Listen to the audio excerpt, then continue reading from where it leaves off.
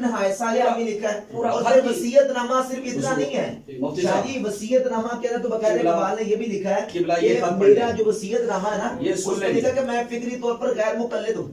اچھا شیخ نور ہاں محمد جی. یہ فکری فکری طور اعتقادی پر غیر مقلد نہیں, اس میں پہلا لفظ بھی ہے سر, فکری طور پر پہلا ایک بھائی مسائل کا نہیں لگا, میں ساری وصیت پڑھتا تھا مسائل میں بندہ مقلد ہوتا ہے, فکری طور پہ پہلا غیر لفظ, اس مقلد سے ہوں. پہلے بھی ایک لفظ ہے. فکری طور مسائل میں وہ نہیں واقعہ پیروکار ہوں, فکری طور پہ غیر مقلد ہوں. یہ بات ہے وہ مسائل کیا بات میں, ہوگی؟ تو تقریر مسائل میں ہوتی اچھا آپ ہے. مجھے بتائیں, آپ فکری طور پہ غیر مقلد ہیں؟ دیکھیں میں آپ سے عرض کرتا ہوں, آپ فکری طور پہ غیر بس مقلد سوال ہیں؟ ہو چکا نا, اب اس کا جواب بھی لینا.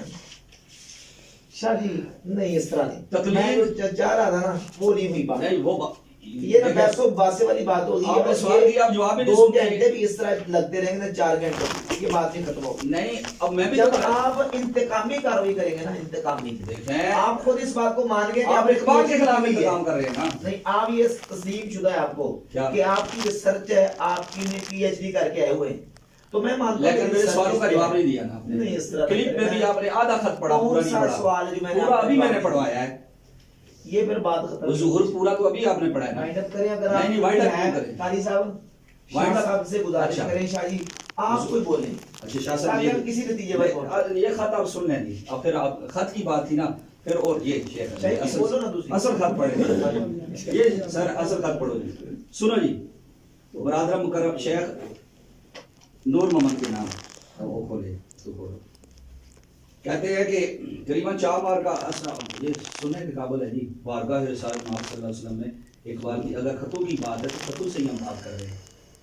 23 اپریل 1920 کا یہ خط, صرف میں یہ بتا رہا ہوں کہ اقبال کا بارگاہ رسالت میں مقام کتنا ہے. کہتے ہیں کہ یہ خط مجھ سے گم ہو گیا تھا, جو اب میں بتا رہا ہوں.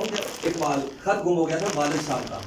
اچھا قریباً 4 ماہ کا عرصہ ہوا, مجھے ایک گمنام خط آیا جس کا مضمون یہ تھا کہ نبی کریم صلی اللہ علیہ وسلم کے دربار میں تمہاری ایک خاص جگہ ہے, ایک خاص جگہ ہے جس کا تم کو کچھ علم نہیں. اگر تم فلاں وظیفہ پڑھا کرو تو تم کو بھی اس کا علم ہو جائے گا. وہ وظیفہ اس خط میں لکھا ہوا تھا, جو خط اقبال سے گم ہو گیا.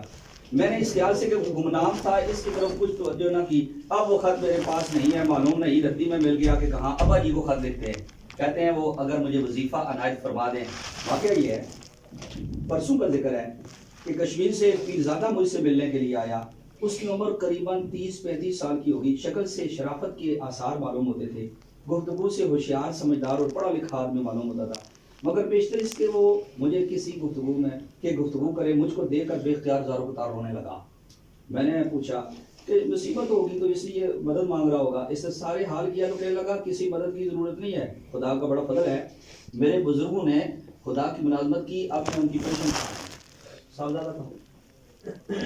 رونے کی وجہ خوشی ہے نہ غم. مفصل کیفیت پوچھنے پر اس نے کہا کہ نوکان میں جو میرا گاؤں سری نگر کے قریب ہے بھائی, میں نے عالم کشف میں نبی کریم صلی اللہ علیہ وسلم کا دربار دیکھا. صف نماز کے لیے کھڑی ہوئی تو حضور سرور کائنات صلی اللہ علیہ وسلم پوچھا کہ محمد اقبال آیا ہے یا نہیں. اب میں نے جو نماز کا یا جو کچھ بھی کہا اس پر آپ جو کچھ لگانا ہے فتویٰ لگا دیجیے, لیکن مکتوب ہے اقبال آیا ہے یا نہیں. معلوم ہوا کہ محفل میں نہیں تھا. اس پر ایک بزرگ کو اقبال کے بلانے کے واسطے بھیجا گیا. تھوڑی دیر کے بعد میں نے دیکھا کہ ایک جوان آدمی جس کی داڑھی مڑی ہوئی تھی اور رنگ گورا تھا, ماں اور بزرگ کے صفے نماز میں داخل ہو کر سرور کائنات صلی اللہ علیہ وسلم کے دائیں جانب کھڑا ہو گیا. پیرزادہ صاحب کہتے ہیں کہ اس سے پہلے میں آپ کی شکل سے واقف نہ تھا, نام معلوم تھا. کشمیر میں ایک بزرگ مولوی نجم الدین صاحب ہیں جن کے پاس جا کر میں نے یہ سارا قصہ بیان کیا, انہوں نے آپ کی بہت تعریف کی. وہ آپ کو آپ کی تحریروں کے ذریعے جانتے ہیں, انہوں نے آپ کو کبھی دیکھا نہیں. اس دن سے میں نے ارادہ کیا کہ لاہور جا کر آپ سے ملوں. سو میں آپ کی ملاقات کی خاطر میں نے کشمیر سے سفر کیا اور آپ کو دیکھ کر مجھے بے اختیار رونا اس واسطے آیا کہ مجھ پر میرے کشف کی تصدیق ہو گئی, کیونکہ جو شکل آپ کی میں نے کشف میں دیکھی اس سے سرے منہ فرق نہ تھا. یہ ماجرا سن کر یاد آیا کہ میں نے بابا جی کا آپ کا خط گم کر دیا تھا. مجھے سخت ندامت ہو رہی ہے. اس میں آپ نے ایک وظیفہ لکھا تھا جو یاد نہیں, جو اس خط میں لکھا ہوا تھا. آپ مہربانی کر کے اس مشکل کا کوئی علاج بتائیے, کیونکہ پیرزادہ صاحب کہتے تھے کہ آپ کے متعلق میں نے جو کچھ دیکھا ہے آپ کے والدین کی دعاؤں کا نتیجہ ہے. حضور مفتی صاحب, میں نے پچھلے دنوں 50 لاکھ بار بروشی مکمل کیا اور اب میں عمرے پہ جا رہا ہوں, اور میں سمجھتا ہوں کہ میں گناہگار نہ زیادہ رہا نہ کچھ, لیکن شاید اسی سبب کہ سرکار کی بات. اور لیکن میں نے یہ جو درود شریف شروع کیا میں نے اس مرد کلندر کی وجہ سے کہ جن کے بارے میں یہ تمام میں نے پڑھا تو پھر اس کے بعد شروع کیا کہ اقبال کو کسی نے پوچھا آپ کو یہ مقام کہاں سے ملا تو کہنے لگے میں نے 1 کروڑ بار درود شریف پڑھا ہے 1 کروڑ بار نبی کریم صلی اللہ علیہ وسلم پہ درود شریف پڑھا ہے اقبال نے. اعلیٰ حضرت نے جلد نمبر 15 فتاوی رضویہ کے اندر دیکھیے جلد نمبر 15 فتاوی رضویہ کے اندر اعلیٰ حضرت میں رضوی ہوں تو رضوی انداز سے میں آپ اعلیٰ حضرت نے جلد نمبر 15 فتاوی رضویہ کے اندر فرما بہت ساری وجوہ سے اسماعیل دہلوی کے کفر یہ بھی کفر 70 کفر سبحان الصبح میں ذکر کیے. اعلیٰ حضرت نے ذکر کرنے کے بعد فرمایا میں لزوم کا حکم کرتا ہوں میں التزام کا حکم نہیں کرتا. میں لزوم کا حکم کرتا ہوں التزام کا حکم نہیں کرتا. اور ضعیف سے ضعیف قول بھی اگر رضوی ہے تو انصاف کرنا پڑے گا. ضعیف سے ضعیف قول بھی اگر ایمان کا ہے تو میرے نزدیک التزام نہیں ہے. نہیں وہ کیا ہوگا ضعیف سے ضعیف قول پھر کیا ہوگا میں التزام نہیں کروں گا التزام سے سکوت کروں گا. التزام نہیں کروں گا پھر کیا کروں گا التزام سے سکوت کروں گا. کیا کروں گا پھر سکوت کروں گا. کیا کیا ہے التزام سے سکوت کیا 15 مجھے نکالیں کیا کیا ہے التزام سے سکوت کیا 1 منٹ کیا کیا ہے سکوت کیا نہیں التزام سے سکوت کیا اس کے بعد کچھ نہیں کیا. کیا نہیں اعلیٰ نے اسماعیل دہلوی کو ہاتھ پہنا یا پھول نہیں تو میں نے کیا کہا میں نے کہا کہ اعلیٰ نے کفر ذکر کیے ہیں. اعلیٰ نے اسماعیل دہلوی کو نباز قوم کا ہے کفر ذکر کیے ہیں. کا ہے شہید ملت کا ہے وہ تو آپ کا وہ تو آپ اعتراض کر رہے ہیں. ہے ملعون ہے پلید ہے اسماعیل دہلوی کہاں بے دین ہے گمراہ ہے یہ سارا کچھ کا ہے. اعلیٰ نے اسماعیل دہلوی کو تو آپ تو سب کچھ یہ اقبال کو کہنا چاہتے ہیں نہیں آپ کہنا چاہتے ہیں وہ تو کہہ دیا یا جو کچھ بانڈے میں ہوتا ہے وہی باہر آتا ہے. جو علماء نے کہہ دیا کہنا چاہتے نا جو علماء نے کہہ دیا میرا خیال ہے کہ وہ آپ کے سامنے فتاوی جات آپ نے پیش کر دیے ہیں. جہاں تک بات ہے اسماعیل دہلوی کی جو کہ اپنے بات کی اس کا جواب دے رہے گستاخ اور کہا اقبال ہے. اب اقبال کو آپ کس طرح بچا رہے ہیں وہ قادیانیوں کی طریقے کر رہے ہیں. اس کا نام محمد علی ہے اس کو کوئی اختیار نہیں. اور اقبال کہتے ہیں آج بھی رسول اللہ صحابہ کو جس طرح فیض دیتے تھے ہمیں بھی دے سکتے ہیں. دیکھیں نا اقبال کا مسئلہ جو ہے نا وہ اسماعیل دہلوی کی تحریک کو آگے چلا رہا ہے. کہاں اسماعیل دہلوی وہ خود کہہ رہا نہیں اسماعیل دہلوی کہاں لکھا کہ بشر وہ تو اس کا جواب آپ دے نہیں سکتے. میں جواب دوں تو سنے تو میں دوں میں آپ کو. وہ خود کہہ رہا ہے کہ میں وہی کام کر رہا ہوں جو اسماعیل دہلوی نے کیا ہے میں اس کو آگے چلا رہا ہوں. آپ سنتے نہیں میری بات سنتے میں آخری 1-2 باتیں کر کے میں وہی کام کر رہا ہوں جو اسماعیل دہلوی نے کیا ہے. یہ کہاں لکھا ہوا ہے؟ چلے اس کا والا بات ہے حضور ابھی دیں بات تو ابھی کی آپ نے حضور ابھی دیں.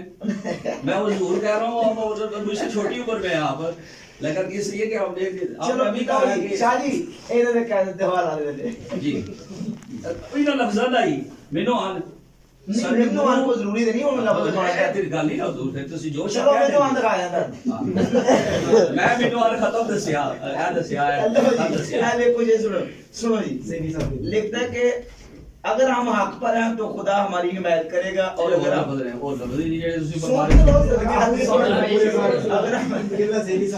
حق پر ہیں تو خدا ہماری حمایت کرے گا اگر ہم نہ حق پر ہیں تو ہم فنا ہو جائیں گے.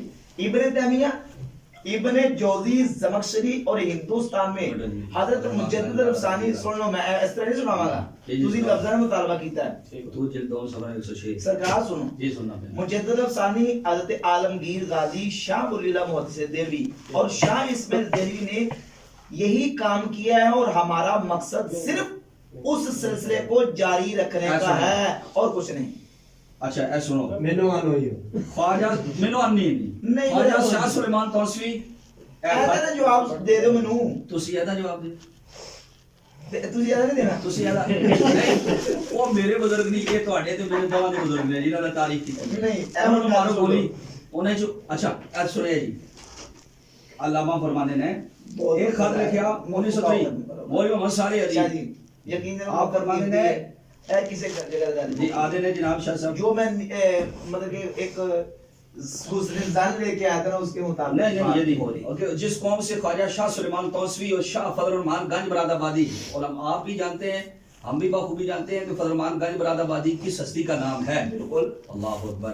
اقبال کہتے ہیں جس قوم میں یہ ہستیاں اور خواجہ فرید پیدا ہوئے ہوں اس زمانے میں بھی ایسے لوگ پیدا ہو سکتے ہیں. آپ کام کیجئے آپ اگر ان گمراہوں کے بارے میں تو ان کا کیا جواب ہوگا؟